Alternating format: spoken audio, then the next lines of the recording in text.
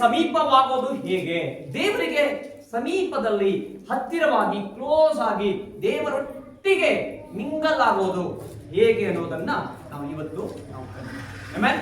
ದೇವರ ನಾಮಕ್ಕೆ ಸ್ತೋತ್ರ. ಯಾಕೋಬನ ಬರೆದ ಪತ್ರಿಕೆ 4ನೇ ಅಧ್ಯಾಯ 8ನೇ ವಾಕ್ಯವನ್ನ ಓದು. ದೇವರ ಸಮೀಪಕ್ಕೆ ಬನ್ನಿರಿ, ದೇವರ ಸಮೀಪಕ್ಕೆ ಬನ್ನಿರಿ, ಆಗ ಆತನು ನಿಮ್ಮ ಸಮೀಪಕ್ಕೆ ಬರುವನು.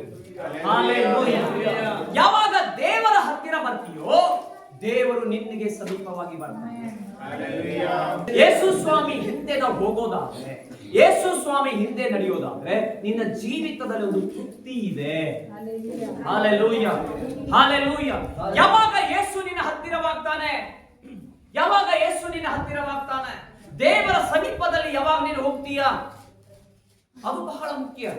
ಯಾವುದರಿಂದ ದೇವರಿಗೆ ಸಮೀಪ ಮಾಡ್ಕೋಬಹುದು? ನೀನು ಏನ್ ಮಾಡೋದ್ರಿಂದ ದೇವರು ನಿನಗೆ ಹತ್ತಿರವಾಗ್ತಾನೆ? ನೀನ್ ದುಡ್ಡು ಗಳಿಸೋದ್ರಿಂದ ಅಲ್ಲ, ಒಳ್ಳೆ ಬಟ್ಟೆ ಹಾಕೊಂಡು ಬಂದೋದ್ರಿಂದ ಅಲ್ಲ, ಒಳ್ಳೆ ಮೇಕಪ್ ಮಾಡ್ಕೊಂಡು ಬಂದದಲ್ಲ. ಹಲ್ಲೆಲೂಯಾ. ಕ್ರಿಸ್ತನಲ್ಲಿ ಇದ್ದವನು ಅವನು ನೂತನ ಸೃಷ್ಟಿಯಾಗಿ ಮಾಡ್ತಾನೆ. ಕ್ರಿಸ್ತನಿಗೆ ಹತ್ತಿರವಾಗೋದು ಹೇಗೆ? Hallelujah, hallelujah. ಯಾರಾದರೂ ನಿಮಗೆ ಫ್ರೆಂಡ್ಶಿಪ್ ಮಾಡ್ಕೋಬೇಕಂತಂದ್ರೆ ಮೊದಲು ಅವ್ರ ಜೊತೆಯಲ್ಲಿ ನಿಧಾನವಾಗಿ ಮಾತಾಡ್ತೀವಿ, ಕೂತ್ಕೋತೀವಿ, ಕಷ್ಟ ಸುಖ ವಿಚಾರ ಮಾಡ್ತೀವಿ, ಅವರಿಗಿರುವ ಎಲ್ಲ ಕಷ್ಟ ದುಃಖಗಳನ್ನ ಹಂಚ್ಕೊಳ್ತೀವಿ. ಹಲ್ಲೆಲೂಯಾ. ಅಥವಾ ನಮ್ಮ ಕಷ್ಟ ದುಃಖ ಇನ್ನೊಬ್ಬರ ಮುಂದೆ ಹೇಳ್ಕೊತೀವಿ. ಅದಾದ್ಮೇಲೆ ಒಂದಕ್ಕೊಂದು ಹೆಚ್ಚು ಪ್ರೀತಿಯಿಂದ ಇರೋದಾದ್ರೆ ಅಲ್ಲಿ ಪ್ರೀತಿ ಹೆಚ್ಚಾಗೋದ್ರಿಂದ ಅಲ್ಲಿ ಸ್ನೇಹ ಬೆಳೀತದೆ, ಅಲ್ಲಿ ಒಂದು ಐಕ್ಯತೆ ಬೆಳೀತದೆ. ದೇವರ ಸನ್ನಿಧಿಯಲ್ಲಿ ಬಂದಾಗ ದೇವರ ಮುಂದೆ ನಮ್ಮ ದರ್ಪ ನಡೆಯೋದಿಲ್ಲ, ದೇವರ ಮುಂದೆ ನಮ್ಮ ಹೆಮ್ಮೆ ನಡೆಯೋದಿಲ್ಲ, ದೇವರ ಮುಂದೆ ನಮ್ಮ ಬುದ್ಧಿವಂತಿಕೆ ನಡೆಯೋದಿಲ್ಲ, ದೇವರ ಮುಂದೆ ನಮ್ಮ ಯಾವುದೇ ರೀತಿಯ ಜ್ಞಾನವು ನಡೆಯೋದಿಲ್ಲ. ದೇವರ ಮುಂದೆ ನಡಿಬೇಕಾದದ್ದು ಕೆಲ ವಿಷಯಗಳಿದ್ದಾವೆ. ದೇವರು ಒಪ್ಪುವಂತ ಕೆಲ ಕಾರ್ಯಗಳಿದೆ.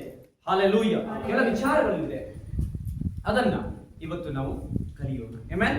ದೇವರ ನಾಮಕ್ಕೆ ಸ್ತೋತ್ರ. ಹೇಳುತ್ತದೆ, ದೇವರ ಸಮೀಪಕ್ಕೆ ಬನ್ನಿರಿ, ಆಗ ಆತನು ನಿಮ್ಮ ಸಮೀಪಕ್ಕೆ ಬರುವನು. ಮೊದಲನೇದಾಗಿ ದೇವರ ಹತ್ತಿರ ಬರುವುದು. ಇನ್ನೊಂದು ಕಡೆ ಇರುತ್ತದೆ, ಜಕರಿಯ 1ನೇ ಅಧ್ಯಾಯ 3ನೇ ವಾಕ್ಯ ಹೀಗೆ ಹೇಳ್ತದೆ, ಆದ ಕಾರಣ ನೀನು ನಿನ್ನ ಜನರಿಗೆ ಹೀಗೆ ಹೇಳು, ನಿನ್ನ ಜನರಿಗೆ ಹೀಗೆ ಹೇಳು, ಸೇನಾಧೀಶ್ವರನಾದ ಯೆಹೋವನು ಹೀಗೆ ಹೇಳ್ತಿದ್ದಾನೆ, ನನ್ನ ಕಡೆಗೆ ಪುನಃ ತಿರುಗಿರಿ. ಹಲ್ಲೆಲೂಯಾ. ಇದೀರಾ ಇಲ್ಲೇ? ಹಲ್ಲೆಲೂಯಾ. ದೇವರು ಹೇಳ್ತಾನೆ, ಪ್ರೀತಿಯ ದೇವ ಜನರೇ, ನೀವು ನನ್ನ ಕಡೆಗೆ ಪುನಃ ತಿರುಗೋದಾದ್ರೆ ನಾನು ನಿಮ್ಮ ಕಡೆಗೆ ತಿರುಗಿಕೊಳ್ಳುತ್ತೇನೆ. ಹಲ್ಲೆಲೂಯಾ. ನನ್ನ ದೇವರು ಹೇಳ್ತಾನೆ, ನೀನು ಎಲ್ಲಿ ತನಕ ಮುಖ ಆ ಕಡೆ ಮಾಡ್ಕೊಂಡು ಹೋಗ್ತೀಯೋ ದೇವರು ಕೂಡ ಹಂಗೆ ಇರ್ತಾರೆ. ಯಾವಾಗ ದೇವರ ಕಡೆ ಮುಖ ಎತ್ತುತ್ತೀಯೋ, ದೇವರ ಕಡೆ ಮುಖ ಮಾಡ್ತೀಯೋ, ದೇವರು ನಿನ್ನನ್ನು ನೋಡೋದಕ್ಕೆ ಸಂತೋಷ ಪಡ್ತಾನೆ. Hallelujah, hallelujah. ತಪ್ಪಿ ಹೋದಂತ ಒಬ್ಬ ಮಗನಿದ್ದಾನೆ. ತಪ್ಪಿ ಹೋದಂತ ಮಗನ ಒಂದು ವಿಷಯ ಇದೆ ಬೈಬಲ್ ಅಲ್ಲಿ. ಆ ವ್ಯಕ್ತಿ ದೇವರ ವಿರೋಧವಾಗಿ ಅಥವಾ ತಂದೆಯ ವಿರೋಧವಾಗಿ ಪಾಪ ಮಾಡಿ, ತಪ್ಪು ಮಾಡಿ, ಜಗಳಾಡಿ, ತಂದೆ ಸವಾಸನೆ ಬೇಡ ಅಂತ ಹೇಳಿ ಓಡ್ ಹೋಗ್ಬಿಟ್ಟ. ಇದ್ದುದೆಲ್ಲ ತೆಗೆದುಕೊಂಡು ಹೋದ. ಆದ್ರೆ ಕೆಲ ದಿನಗಳಾದ್ಮೇಲೆ, ತಿಂಗಳು, ವರ್ಷಗಳು ಕಳೆದಿರಬಹುದು. ಅದಾದ ಮೇಲೆ ಎಲ್ಲ ಕಳ್ಕೊಂಡ ಮಟ್ಟಿಗೆ ಹಲ್ಲೆಲೂಯಾ. ಅವನು ಅಯ್ಯೋ ಹೆಂಗ್ ಬರೋದು ಅಂತ ಸುಮ್ಮನೆ ಕುದುರ್ಲಿಲ್ಲ.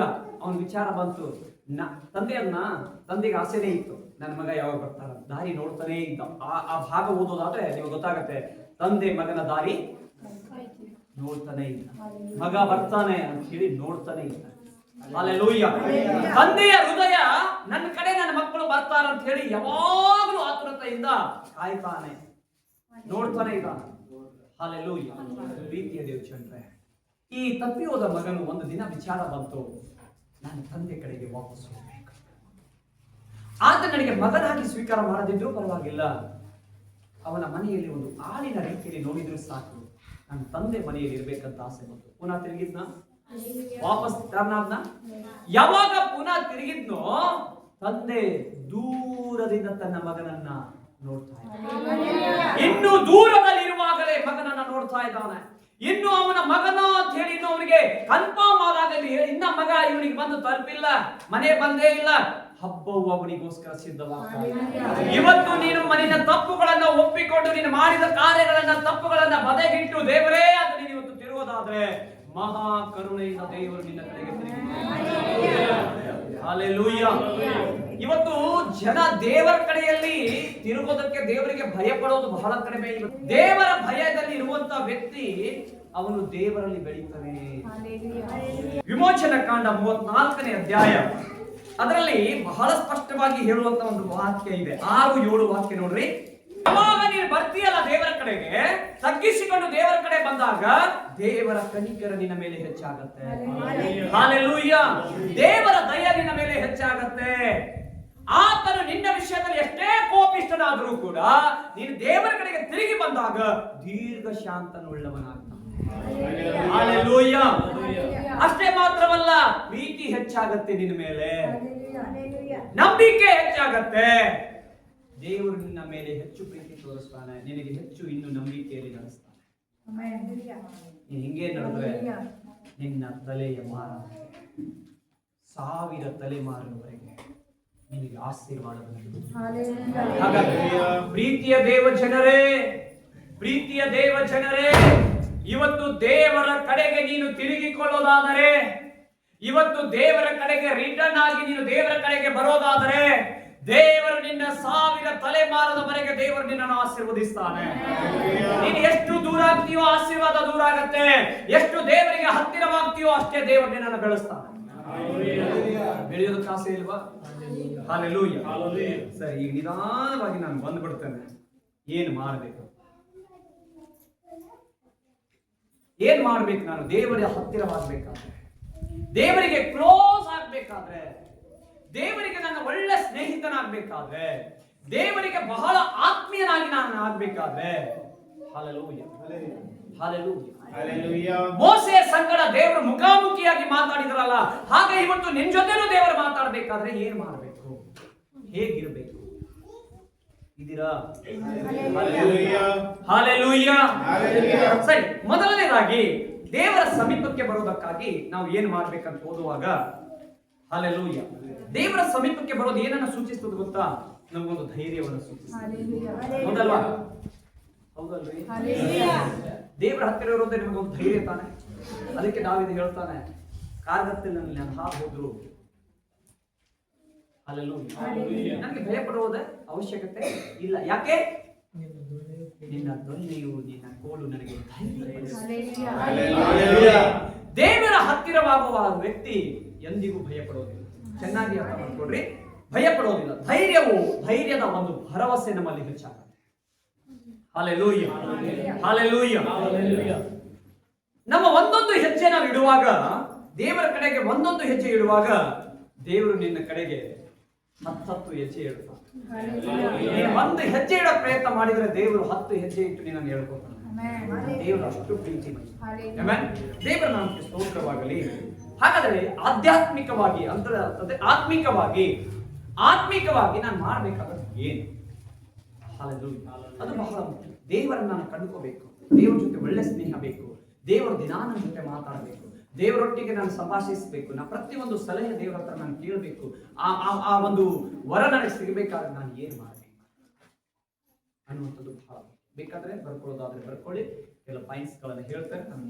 ಹಲ್ಲೆಲೂಯಾ. ಮೊದಲನೇದಾಗಿ ದೇವರೊಟ್ಟಿಗೆ ಮಾತಾಡುವಂತ ಮನಸ್ಥಿತಿ ಇದೆ. ಒಬ್ಬನ ಸ್ನೇಹಿತ ಮಾಡ್ಕೋಬೇಕಾದ್ರೆ ಫಸ್ಟ್ ಏನ್ ಬೇಕು? ಯಾವುದೋ ಒಬ್ಬ ವ್ಯಕ್ತಿ ಜೊತೆ ನಿನ್ ಫ್ರೆಂಡ್ ಮಾಡ್ಕೋಬೇಕಾದ್ರೆ ಮೊದಲು ಏನು ಇರ್ಬೇಕು? ಯಾರಿಗೂ ಫ್ರೆಂಡೇ ಇಲ್ವಾ, ಎಲ್ಲ ದುಶ್ಮನ. ಜೋರಾಗಿ ಮಾತಾಡ, ಏನಾಗಲ್ಲ. ಏನ್ ಮಾಡ್ಬೇಕ್ರಿ? ನೀವು ಮಾತಾಡ್ಬಾರ್ದು ತೀರ್ಮಾನ ಮಾಡ್ಕೊಂಡಂಗೆ. ಅಲ್ಲೆಲ್ಲೂ ಏನ್ ಮಾಡ್ಬೇಕು? ಒಬ್ಬ ವ್ಯಕ್ತಿಯ ಜೊತೆ ನನ್ನ ಸ್ನೇಹ ಬೆಳೆಸಬೇಕಾದ್ರೆ ಮೊದಲನೆಯ ಹೆಜ್ಜೆ ಯಾವುದು? ಮಾತು. ಹಲ್ಲೆಲೂಯಾ. ಮೊದಲು ಮಾತು. ದೇವರೊಟ್ಟಿಗೆ ಮಾತಾಡಬೇಕು. ಹೆಂಗ ಮಾತಾಡ್ತೀರಿ? ದೇವರ ಸ್ನೇಹ ಬೆಳೆಸುವ ವ್ಯಕ್ತಿ ದೇವರೊಟ್ಟಿಗೆ ಮಾತಾಡುವವನಾಗಿರ್ಬೇಕು, ಪ್ರಾರ್ಥನೆ ಮಾಡುವ ವ್ಯಕ್ತಿಯಾಗಿರ್ಬೇಕು. ಯಾವ ವ್ಯಕ್ತಿ ಪ್ರಾರ್ಥನೆ ಮಾಡ್ತಾನೋ ಆ ವ್ಯಕ್ತಿ ದೇವರೊಟ್ಟಿಗೆ ಮಾತಾಡ. ಹಲ್ಲೆಲೂಯಾ. ವಾರಕ್ಕೊಮ್ಮೆ ಬೈಬಲ್ ಜಾಡಿಸೋರಲ್ಲ, ವಾರಕ್ಕೊಮ್ಮೆ ಬೈಬಲ್ ಓಪನ್ ಮಾಡೋರಲ್ಲ. ಹಲ್ಲೆಲೂಯಾ. ಕರ್ತನ ಮೇಜು ಇದ್ದಾಗ ಮಾತ್ರ ಭಕ್ತಿ ಹೆಚ್ಚು ತೋರಿಸಿಕೊಂಡು ಬರೋದಲ್ಲ. ಪ್ರತಿ ದಿನ, ಪ್ರತಿ ಗಳಿಗೆ, ಪ್ರತಿ ಕ್ಷಣ ದೇವರೊಟ್ಟಿಗೆ ಮಾತಾಡುವ ಮನೋಭಾವ ಯಾರಿಗಿದೆಯಲ್ಲ ಆ ವ್ಯಕ್ತಿಯೊಟ್ಟಿಗೆ ದೇವರು ಮಾತಾಡ್ತಾರೆ. ಹಲ್ಲೆಲೂಯಾ. ಮಾತಾಡೋದು ಹೇಗಂತಂದ್ರೆ ಅದು ಪ್ರಾರ್ಥನೆಯ ಒಂದು ಕಾರ್ಯವಾಗಿದೆ. ಪ್ರಾರ್ಥನೆ ಅಂದ್ರೆ ಏನು ಗೊತ್ತಾ? ನಾನು ದೇವರೊಟ್ಟಿಗೆ ಮಾತಾಡೋದು, ದೇವರು ನನ್ನೊಟ್ಟಿಗೆ ಆಮೆನ್. ಹಲ್ಲೆಲೂಯಾ. ಪ್ರಾರ್ಥನೆ ಅಂತಂದ್ರೆ ನಾನು ದೇವರಿಗೆ ಮಾತಾಡೋದು, ದೇವರು ನನ್ನೊಟ್ಟಿಗೆ ಮಾತಾಡುವ ಅಂಶಕ್ಕೆ ಪ್ರಾರ್ಥನೆ ಅಂತ ಹೇಳ್ತಾರೆ. ಹಲ್ಲೆಲೂಯಾ. ಪ್ರಾರ್ಥನೆ ವಾಕ್ಯ ಓದೋಣ. ಕೀರ್ತನೆ 145ನೇ ಅಧ್ಯಾಯ 18ನೇ ವಾಕ್ಯ. 18ನೇ ವಾಕ್ಯ. ಯೆಹೋವನಿಗೆ ಮೊರೆ ಇಡುವವರು, ಪ್ರಾರ್ಥನೆ ಮಾಡುವವರು, ದೇವರಿಗೆ ಕೂಗುವವರು, ದೇವರೊಟ್ಟಿಗೆ ಮಾತಾಡೋದಕ್ಕೆ ಬಯಸುವವರು, ಯಥಾರ್ಥವಾಗಿ ಮಾತನಾಡೋದಾದ್ರೆ, ಮೊರೆ ಇಡೋದಾದ್ರೆ, ಯಥಾರ್ಥವಾಗಿ ಪ್ರಾರ್ಥಿಸೋದಾದ್ರೆ ದೇವರ ವಾಕ್ಯ ಹೇಳ್ತದೆ ಆತನು ಅವರ ಹತ್ತಿರದಲ್ಲೇ. ವಾಕ್ಯ ಏನ್ ಹೇಳ್ತದೆ ನೋಡಿ, ಓದ್ರಿ ನಮ್ಮೆ. ಯೆಹೋವನಿಗೆ ಮೊರೆ ಇಡುವವರು, ಆ ಮೊರೆ ಇಡುವವರು ಯಥಾರ್ಥವಾಗಿ ಮೊರೆ ಇಡುವುದಾದರೆ ಆತನು ಹತ್ತಿರವಾಗಿಯೇ ಇದ್ದಾನೆ. ಹಲ್ಲೆಲೂಯಾ. ಪಕ್ಕದಲ್ಲಿದ್ದವರಿಗೆ ಹೇಳು, ಯಾರು ಪ್ರಾರ್ಥನೆ ಮಾಡ್ತಾರಲ್ಲ ಅವರ ಹತ್ತಿರದಲ್ಲೇ ದೇವರಿದ್ದಾನೆ. ಹುಡುಕೋದ್ ಬೇಕಾಗಿಲ್ಲ. ದೇವರಲ್ಲಿದ್ದಾನೆ, ದೇವರು ಚರ್ಚಲ್ಲಿದ್ದಾನೆ, ದೇವರಲ್ಲಿದ್ದಾನೆ. ಚರ್ಚಲ್ಲಿ ದೇವರಿಲ್ಲ. ನೀವು ಹೇಳ್ಬೋದು, ಯಾಕೆ ಚರ್ಚಿಗೆ ಬರಬೇಕು? ಚರ್ಚಲ್ಲಿ ದೇವರಿಲ್ಲ ಅಂದ್ರೆ ಯಾಕೆ ಬರಬೇಕು? ಚರ್ಚಿಗೆ ಬರುವಂತದ್ದು ಒಂದು ಆಜ್ಞೆ ಇದೆ. ಹಲ್ಲೆಲೂಯಾ. ಅವತ್ತಿನ ದಿನ ದೇವರ ದಿನ ಅಂತ ಹೇಳಿ ಎಲ್ಲರೂ ಕೂಡಿ ಬರುವಂತ ಸ್ಥಳಕ್ಕೆ ಸಭೆ ಅಂತ ಹೇಳ್ತಾರೆ ಅಷ್ಟೇ. ಅದಕ್ಕೊಂದು ಚರ್ಚ್ ಅಂತ ಹೆಸರಿಟ್ಟಿದೀವಿ. ಇಲ್ಲಿ ದೇವರಿಲ್ಲ, ದೇವರು ನಿನ್ನಲ್ಲಿ ಇದ್ದಾನೆ. ದೇವರು ನಿನ್ನ ಒಳಗಡೆ ಇದ್ದಾನೆ. ಕಲ್ಲಿನ ಒಂದು ಗೋಡೆಯ ಒಳಗಡೆ ದೇವರಿಲ್ಲ. ದೇವರು ಆತನ ರೂಪ ಮಾಡಿರುವಂತಹ ಮನೆಯ ಒಳಗಡೆ, ಮಂದಿರದ ಒಳಗಡೆ ದೇವರ ವಾಸ ಮಾಡ್ತಾನೆ. ಹಾಗಾದ್ರೆ ನೀನು ಪ್ರಾರ್ಥನೆ ಮಾಡುವ ವ್ಯಕ್ತಿ ಆದ್ರೆ, ಪ್ರತಿದಿನ ಪ್ರಾರ್ಥಿಸುವ ವ್ಯಕ್ತಿ ಆದ್ರೆ ನೀನು ದೇವರಿಗೆ ಹತ್ತಿರವಾಗುವ ವ್ಯಕ್ತಿ ಆಗ್ತೀಯ. ಹಲ್ಲೆಲೂಯಾ. ಹಲ್ಲೆಲೂಯಾ. ಜೊತೆ ಇದ್ದೀರಂತ ಅನ್ಕೊಳ್ತೀನಿ. ಕೆಲವೊಬ್ಬರು ಈ ಪ್ರಾರ್ಥನೆ ಯಾರು ಸ್ತೋತ್ರ ಹೇಳಲ್ಲ, ಇವ್ರು ಪ್ರಾರ್ಥನೆ ಮಾಡೋರಲ್ವೇ ಅಂತ.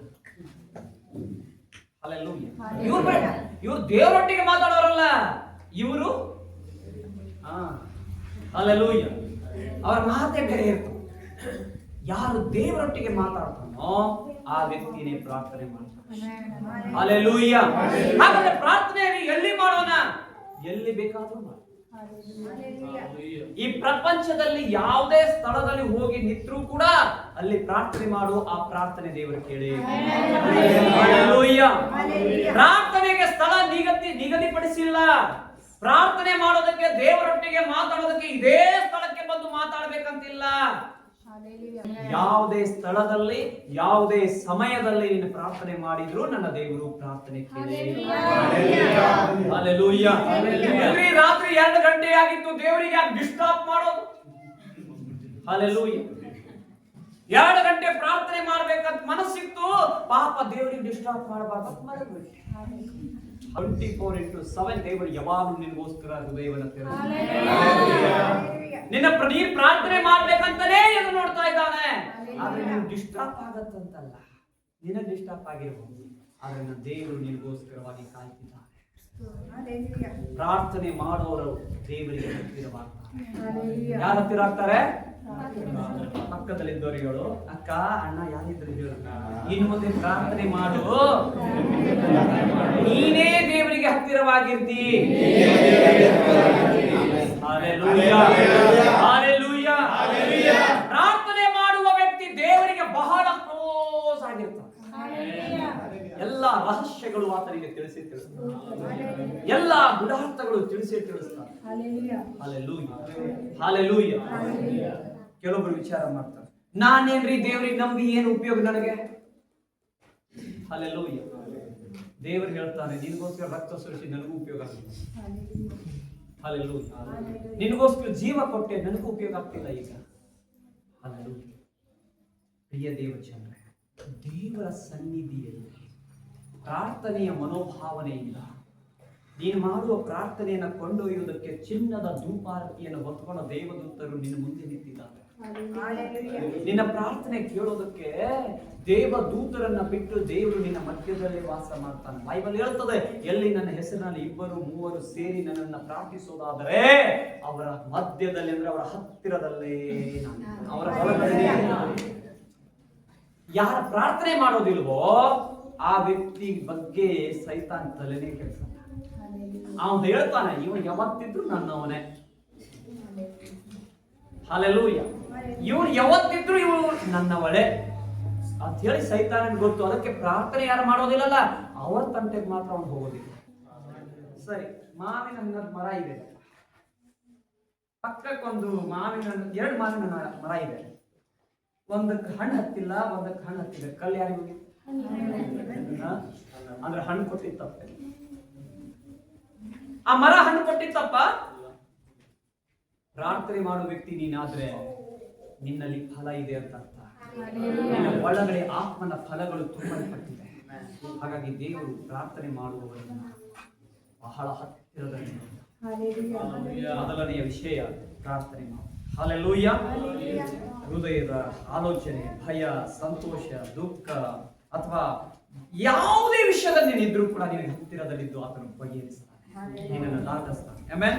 ಪ್ರತಿ ದಿನ, ಪ್ರತಿ ಸಮಯ, ಯಾವ ಗಳಿಗೆಯಲ್ಲಿ, ಎಂತ ಸಮಯದಲ್ಲಿ ನೀನು ಪ್ರಾರ್ಥನೆ ಮಾಡಿದ್ರು ನನ್ನ ದೇವರು ಪ್ರಾರ್ಥನೆ ಕೇಳೇ ಕೇಳ್ತಾನೆ. Hallelujah, hallelujah, hallelujah. ನಿನಗಾಗಿ ಪ್ರಾರ್ಥನೆ ಮಾಡುವ ದೇವರು ಈಗಲೂ ನನಗೋಸ್ಕರ ಜೀವಿಸ್ತಾನೆ. ಆಮೆನ್. ದೇವರ ನಾಮಕ್ಕೆ ಸ್ತೋತ್ರ. ಎರಡನೇದಾಗಿ ದೇವರ ವಾಕ್ಯವನ್ನ ಧ್ಯಾನ ಯಾರು ಮಾಡ್ತಾರಲ್ಲ, ಓದುತ್ತಾರಲ್ಲ, ಈ ವಾಕ್ಯಗಳನ್ನ ಓದುತ್ತಾರಲ್ಲ, ಅವರ ಹತ್ತಿರದಲ್ಲೇ ದೇವರು. Hallelujah, hallelujah. ಬೈಬಲ್ ಓದುವಾಗ ದೇವರನ್ನೊಟ್ಟಿಗೆ ಮಾತಾಡಿದಾನ, ನನ್ನೊಟ್ಟಿಗೆ ದೇವರು ಮಾತಾಡಿದಾನ, ಸಂತೋಷ ಪಟ್ಟಿರ? ಒಂದು ವಾಕ್ಯ ಓದಿದ ತಕ್ಷಣ ದೇವರೇ ಸ್ತೋತ್ರ ಅಂತ ಹೇಳಿದ್ದೀರಾ? ಹೇಳಿದವನು ಸ್ವಲ್ಪ ಕಡಿಮೆನೆ. ಯಾಕಂದ್ರೆ ಬೈಬಲ್ ಹೆಂಗ್ ಇರ್ತದ ಅಂತ ನೋಡಿಲ್ಲ ಕೆಲವು. Hallelujah, hallelujah. ಚಲೋ ಬೈಬಲ್ ತಗೋತೀವ್ರಿ, ಒಳ್ಳೆ ಬೈಬಲ್, ರೊಕ್ಕ ಜಾಸ್ತಿ ಕೊಟ್ಟಿರ್ತೀವಲ್ಲ, ಹರಿದ್ರೆ ಬೈಬಲ್ ಹರಿದ್ಬಿಟ್ಟು ಏನ್ ಮಾಡೋದು? ಜಾಸ್ತಿ ದುಡ್ಡು ಕೊಟ್ಟು ಖರೀದಿ ಮಾಡಿ ಒಳ್ಳೆ ಬೈಬಲ್, ಕಾಸ್ಟ್ಲಿ ಬೈಬಲ್ ತಗೋರೆ ಹರಿತದ ಸೀದಾ ಮುಚ್ಚಿಟ್ಟಿದ್ದೀವಿ. ಪಾಪ ಒಳ್ಳೆಯವರು. Hallelujah, hallelujah. ದೇವರ ವಾಕ್ಯ ಹೇಳ್ತದೆ, ಹಗಲು ರಾತ್ರಿ ಧ್ಯಾನ ಮಾಡುವವನು, ದೇವರ ಧರ್ಮಶಾಸ್ತ್ರವನ್ನ ಹಗಲು ರಾತ್ರಿ ಧ್ಯಾನ ಮಾಡುವವನು ಅವನು ಎಷ್ಟೋ ಧನ್ಯನು. ಯಾಕಂತಂದ್ರೆ ಅವನೊಟ್ಟಿಗೆನೆ ದೇವರ ಮಾತಾಡೋದು, ಆ ವ್ಯಕ್ತಿ ಜೊತೆನೆ ದೇವರ ಮಾತಾಡೋದು. Hallelujah, hallelujah. ಅಯ್ಯೋ ದರ್ಶನ ಆಗ್ಬಿಡ್ತು. ನಾನು ಹೇಳ್ತೇನೆ, ದರ್ಶನ ಆಯ್ತಲ್ಲ, ಬೈಬಲ್ ಎಷ್ಟು ಸಾರಿ ಓದಿದಿ? ಹಲ್ಲೆಲೂಯಾ. ಅಯ್ಯೋ ಕನಸು ಬಂದ್ಬಿಡ್ತು, ಕನಸು ಆಯ್ತಲ್ಲ, ಕನಸು ಹೇಳಿದೆಯಲ್ಲ, ಕನಸು ಏನೋ ದಿನ ದೇವರು ತೋರಿಸ್ತಾರೆ. ಬೈಬಲ್ ಎಷ್ಟು ಓದಿದಿ? ಎಲ್ಲಾ ಕನಸು ದೇವರಿಂದಲ್ಲ, ಎಲ್ಲಾ ದರ್ಶನನೂ ದೇವರಿಂದಲ್ಲ. ನಿನ್ನನ್ನು ಮರಳುಗೊಳಿಸ್ತದೆ. ವಾಕ್ಯದ ಆಧಾರಿತವಾಗಿ ನಿಂತ್ಕೊಳ್ಳೋದಾದ್ರೆ ದೇವರು ತಕ್ಕ ಸಮಯದಲ್ಲಿ ನಿನ್ನನ್ನ ಅಲ್ಲಿಂದ ಬೆಳೆದು ನಿಲ್ಲುವಂತೆ ದೇವರು ನಿನ್ನನ್ನು. Hallelujah, hallelujah, hallelujah. ದೇವರ ವಾಕ್ಯವನ್ನ ಧ್ಯಾನಿಸುವ ವ್ಯಕ್ತಿ ದೇವರಲ್ಲಿ ಸಮೃದ್ಧಿಯಾಗಿ ಬೆಳೀತಾನೆ. ವಾಕ್ಯ ಹೇಳ್ತದೆ ಕೊಲೊಸ್ಯ 3:16. ನಾನೇ ಓದ್ಬಿಡ್ತೇನೆ, ನಾನೇ ಫಾಸ್ಟ್ ಆಗಿ ಟೈಮ್ ಇಲ್ಲ. ಓಕೆ, 3:16. ಕ್ರಿಸ್ತನ ವಾಕ್ಯವು ನಿಮ್ಮಲ್ಲಿ ಸಮೃದ್ಧಿಯಾಗಿ ವಾಸಿಸಲಿ. ಯಾಕೆ? ಅದೇ ನಿನಗೆ ಫಲಭರಿತವಾದ ಜೀವಿತವನ್ನು. ದೇವರ ವಾಕ್ಯ ಸಮೃದ್ಧಿಯಾಗಿ ನಮ್ಮಲ್ಲಿ ವಾಸ ಮಾಡಬೇಕು. ಯಾವಾಗ ಅದು ಸಮೃದ್ಧಿಯಾಗಿ ವಾಸ ಮಾಡ್ತದೋ ಸಕಲ ಜ್ಞಾನದಿಂದ ಕೂಡಿದವರಾಗಿ ಒಬ್ಬರಿಗೊಬ್ಬರು ಉಪದೇಶ ಮಾಡಿಕೊಳ್ಳಕ್ಕಾಗತ್ತೆ. ಇಲ್ಲ ಅಂತಂದ್ರೆ ಏನು ಮಾಡಕ್ಕಾಗೋದಿಲ್ಲ. ದೇವರ ಜ್ಞಾನವನ್ನ ಪಡ್ಕೊಳ್ಳೋದಾದ್ರೆ ನಾವು ಆ ಉಪದೇಶದಲ್ಲಿ, ದೇವರ ವಾಕ್ಯದಲ್ಲಿ, ದೇವರ ಜ್ಞಾನದಲ್ಲಿ ಬೆಳೆಯೋದಕ್ಕೆ ಅದು ಸಾಧನವಾಗತ್ತೆ. ಹಲ್ಲೆಲೂಯಾ. ಅಲ್ಲಿ ಹೇಳ್ತದೆ, ಯಾವಾಗ ದೇವರ ವಾಕ್ಯಕ್ಕೆ ಹೆಚ್ಚು ಧ್ಯಾನ ಮಾಡುವ ವ್ಯಕ್ತಿ ಇನ್ನೊಬ್ಬರಿಗೆ ಬುದ್ಧಿವಾದ ಹೇಳ್ತಾನೆ.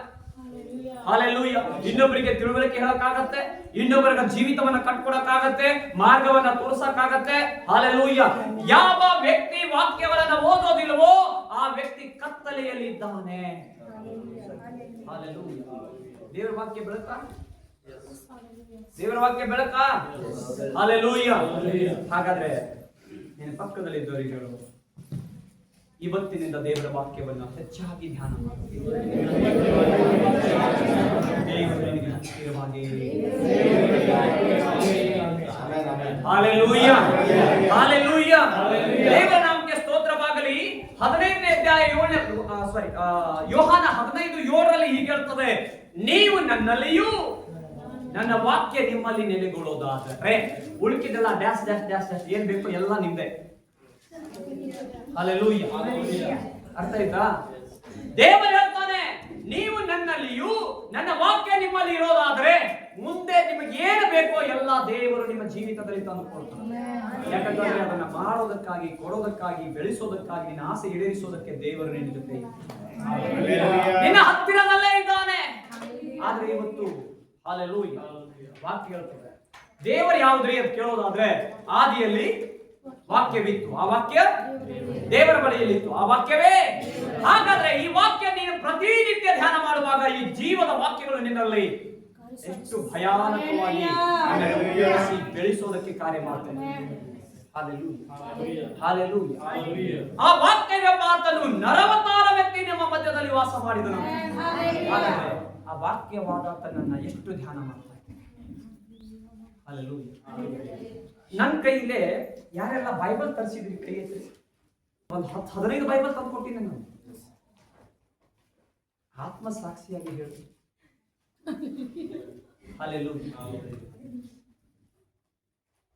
ಎಷ್ಟು ಅದನ್ನ ಆಸಕ್ತಿಯಿಂದ ಓದಿದೆ. ಬೈಬಲ್ ನಿನ್ನ ಮನೆಗೆ ಬಂದು ಸುರಕ್ಷಿತವಾಗಿ ಬಂದು ತಲುಪಿದ್ರೆ ಅದನ್ನ ತೆಗೆದು ನೋಡ್ತಾ ಇಲ್ಲ ಅಂತಂದ್ರೆ ನೀನು ಬೆಳಕಲ್ಲಿದೆಯೋ ಕತ್ತಲಲ್ಲಿದೆಯೋ. ಅರ್ಥ ಆಗ್ತದೆ ನಾನು ಹೇಳೋದು. ವಾಕ್ಯ ದೇವರ ಹತ್ತಿರದ ಒಂದು ಸಂಬಂಧವನ್ನು ಬೆಳೆಸುವುದು. Hallelujah, hallelujah. ದೇವರ ಪವಿತ್ರ ನಾಮಕ್ಕೆ ಸ್ತೋತ್ರವಾಗಲಿ. ಪ್ರೀತಿಯ ದೇವಚಂದ್ರೆ, ಮೂರನೇದಾಗಿ ಒಂದು ಏನ್ ಮಾಡಿದ್ರಿ? ಪ್ರಾರ್ಥನೆ ಮಾಡ್ತಾ ಇದ್ರಿ, ಪ್ರಾರ್ಥನೆ ಮಾಡೋ ಮನಸ್ಸು ಬಂತು. ಎರಡನೇದಾಗಿ ದೇವರ ವಾಕ್ಯವನ್ನು ಧ್ಯಾನ ಮಾಡ್ತೀರಿ. ಮೂರನೇದಾಗಿ ಮಾಡಬೇಕಾದ ಬಹಳ ಮುಖ್ಯ. ಯಾವಾಗ ದೇವರು ನಿನ್ನೊಟ್ಟಿಗೆ ಮಾತಾಡ್ತಾನೋ, ನಿನ್ನ ಸಮಸ್ಯೆ ದೇವರ ಮುಂದೆ ಹೇಳ್ತಿ, ದೇವರ ವಾಕ್ಯದ ಮುಖಾಂತರ ನಿನ್ ಜೊತೆ ಮಾತಾಡ್ತಾನೋ, ಅದರಲ್ಲಿ ನಿನ್ನ ತಪ್ಪುಗಳು ನಿನ್ನಲ್ಲಿ ಕಂಡು ಬಂದಾಗ, ನಿನ್ನ ಒಳಗಡೆ ತಪ್ಪುಗಳು ಕಂಡು ಬಂದಾಗ, ಹಾಲೆಲೂಯಾ, ಪಾಪಗಳನ್ನ ಅಥವಾ ತಪ್ಪುಗಳನ್ನ ದೇವರ ಸನ್ನಿಧಿಯಲ್ಲಿ ಒಪ್ಪಿಕೊಳ್ಳಬೇಕು. ಯಾವ ವ್ಯಕ್ತಿ ತನ್ನ ತಪ್ಪನ್ನು ಒಪ್ಕೋತಾನೋ ಆ ವ್ಯಕ್ತಿ ದೇವರ ಹೃದಯವನ್ನ ಒಪ್ಪಿಕೊಳ್ತಾನೆ. ಹಾಲೆಲೂಯಾ. ನಾನೇನ್ ತಪ್ಪು ಮಾಡಿದ್ ಬಿಡ್ರಿ ಅಂತಂದ್ರೆ, ಹಾಲೆಲೂಯಾ, ನೀನ್ ದೇವರ ಹತ್ತಿರಕ್ಕೆ ಇರೋಕ್ಕಾಗಿಲ್ಲ. ಯಾವ ವ್ಯಕ್ತಿ ತನ್ನನ್ನು ತಾನು ತಗ್ಗಿಸಿಕೊಂಡು ದೀನತೆಯಿಂದ ತನ್ನನ್ನು ತಾನು ಮುರಿಯಲ್ಪಟ್ಟು ದೇವರ ಹತ್ತಿರ ಇರೋದಕ್ಕೆ ಆಸೆ ಪಡ್ತಾನಲ್ಲ, ಆ ವ್ಯಕ್ತಿಯ ಜೊತೆ ಸದಾ ಕಾಲ ದೇವರು. ಇಬ್ಬರ ವ್ಯಕ್ತಿಯ ವಿಷಯವನ್ನು ಹೇಳುತ್ತಾನೆ. ಸೌಲ ತಪ್ಪು ಮಾಡಿದ, ತನ್ನ ತಪ್ಪು ಅಂತ ಹೇಳಿ ಸಮುವೇಲ ಹೇಳಿದಾಗಲೂ ತಪ್ಪಾಯಿತು ಅಂತ ಹೇಳಿ ಏನಾದ್ರೂ ಕ್ಷಮಾಪಣೆ ಕೇಳಬಿಟ್ಟಿದ್ರೆ ಏನೋ ಒಂದು ಅವಕಾಶ ಸಿಗ್ತಿತ್ತು, ಏನೋ ಗೊತ್ತಿಲ್ಲ, ಹೌದಲ್ವಾ? ಆದ್ರೆ ಬುದ್ಧಿವಾದ ಹೇಳೋವನನ್ನೇ ಅವನ ಅಂಗಿಯನ್ನ ಹರಿದು ಅವನನ್ನ ಹೀಯಾಕ್ಬಿಟ್ಟ. ಒಂದು. ಆದ್ರೆ ಇನ್ನೊಬ್ಬ ವ್ಯಕ್ತಿ ಇದ್ದಾನೆ, ಇವನಿಗಿಂತ ಘೋರವಾದಂತ ಪಾಪ ಮಾಡಿದವನು ದಾವೀದ. ಒಬ್ಬ ವ್ಯಭಿಚಾರಿ, ಒಬ್ಬ ಕೊಲೆಗಾರ. ಹಲ್ಲೆಲೂಯಾ. ಅರ್ಥ ಆಗ್ತಾ ಇದೆಯಾ? ಒಬ್ಬ ಮೋಸಗಾರ ಹೋದಲ್ವ? ಸೈನ್ಯದಲ್ಲಿ ಅವನೇ ಮುಂದೆ ಹಾಕ್ರಿ, ಮೊದಲು ಅವನು ಸಾಯ್ಬೇಕು ಅಂತ ಹೇಳಿದ ಅವನೇ ತಾನೆ. ಇಂಥ ವ್ಯಕ್ತಿ, ಅವನಿಗೂ ಒಂದು ಎಚ್ಚರಿಕೆ ಬರ್ತದೆ.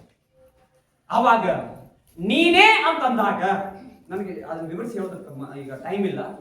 ಆ ವ್ಯಕ್ತಿ ಪಾಪಿ ನೀನೇ ಅಂತಂದಾಗ, ಆ ಪಾಪ ಮಾಡಿದವನು ನೀನೇ ಅಂತ ಹೇಳಿದ ತಕ್ಷಣ ಅವನು ಓಡೋಗಿ ಅರಮನೆಯಲ್ಲಿ ಕೂತ್ಕೊಂಡು ಪ್ರಾರ್ಥನೆ ಮಾಡ್ತಾನೆ.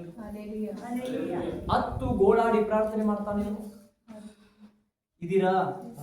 ತನ್ನ ಪಶ್ಚಾತ್ತಾಪದಿಂದ ಪ್ರಾರ್ಥನೆ ಮಾಡಿ. ಅದಕ್ಕೆ ದೇವರು ದಾವೀದನಿಗೆ ಬಿಟ್ಕೊಡೋದಿಲ್ಲ. ಸಹಜವಾಗಿ ಎಲ್ಲ ಪಾಪ ಮಾಡ್ತೀವಿ, ತಪ್ಪು ಮಾಡ್ತೀವಿ. ಒಪ್ಪಿಕೊಳ್ಳುವ ಮನಸ್ಸಿದ್ದವರ ಹತ್ತಿರ ದೇವರಿದ್ದಾನೆ. Hallelujah, hallelujah. ಸಂಡೇ ಪ್ರಾರ್ಥನೆಗೆ ಯಾಕೆ ಬಂದಿರೋದ್ರೆ 100 ನೆವ ಇಟ್ಕೊಂಡು ಬಂದಿರ್ತೀವಿ ಅಷ್ಟೇ. ನೆವ ಅಲ್ಲ, ಹೃದಯದಿಂದ ಇದ್ದದ್ದನ್ನು ಇದ್ದ ಹಾಗೆ ಹೇಳಿ ಸತ್ಯ ಹೇಳೋದಾದ್ರೆ, ನನ್ನ ಮಗ ನನ್ನ ಮಗಳು ಸತ್ಯವಾಗಿ ಮಾತಾಡ್ತಾ ಇದ್ದಾರೆ ಅಂತಂದ್ರೆ ನನ್ನ ಸತ್ಯದ ಪರವಾಗಿರುವ ನನ್ನ ದೇವರು ನಿನ್ನ ಒಳಗೆ ವಾಸ ನನ್ನ ಜನರು ತಮ್ಮನ್ನು ತಾವು ತಗ್ಗಿಸಿಕೊಂಡು ಅಂತಂದಾಗಲೇ ಅಲ್ಲಿ ದೇವರ ಕರುಣೆ ಬರೋದು. ಹಾಲೆಲೂಯ. ಹಾಗಾದ್ರೆ ದೇವರ ನಾಮಕ್ಕೆ ಸ್ತೋತ್ರ. 1ನೇ ಯೋಹಾನನ ಬರೆದ ಪತ್ರಿಕೆ 1ನೇ ಅಧ್ಯಾಯ 9ನೇ ವಾಕ್ಯ ನೋಡ್ರಿ. ನಮ್ಮ ಪಾಪಗಳು ಒಪ್ಪಿಕೊಂಡು ಅರಿಕೆ ಮಾಡಿದರೆ, ನಮ್ಮ ಪಾಪಗಳು ಒಪ್ಪಿಕೊಂಡು ಅರಿಕೆ ಮಾಡಿದರೆ ಆತನು ನಂಬಿಗಸ್ತನು ನೀತಿವಂತನು ಆಗಿರುವುದರಿಂದ ನಮ್ಮ ಪಾಪಗಳನ್ನು ಕ್ಷಮಿಸಿಬಿಟ್ಟು ಸಕಲ ಅನೀತಿಯನ್ನ ಪರಿಹರಿಸಿ ನಮ್ಮನ್ನು ಶುದ್ಧಿ ಮಾಡ್ತಾನೆ. ಒಪ್ಪಿಕೊಳ್ಳೋದಾದ್ರೆ ಕ್ಷಮಾಪಣೆ. ಇನ್ನು ಪಾಪಿಗಳಾಗೇ ಇದೆಯೋ ಅಥವಾ ಕ್ಷಮಿಸಲ್ಪಟ್ಟು ನೀತಿವಂತರಾಗಿದ್ದೀರಾ? ನೀತಿವಂತರ. ಹಾಲೆಲೂಯ. ಪಕ್ಕದಲ್ಲಿದ್ದ ನಾನು ಪಾಪಿಯಾಗಿದ್ದೆ, ಕ್ರಿಸ್ತನ ರಕ್ತದಿಂದ ತೊಳೆಯಲ್ಪಟ್ಟು ನಾನು ನೀತಿವಂತನಾಗಿದ್ದೇನೆ. ಈಗ ನಾನು ಪಾಪ ಮಾಡಿದ್ರೆ ಪಾಪಿ ಅಲ್ಲ, ನಾನು ದ್ರೋಹಿ.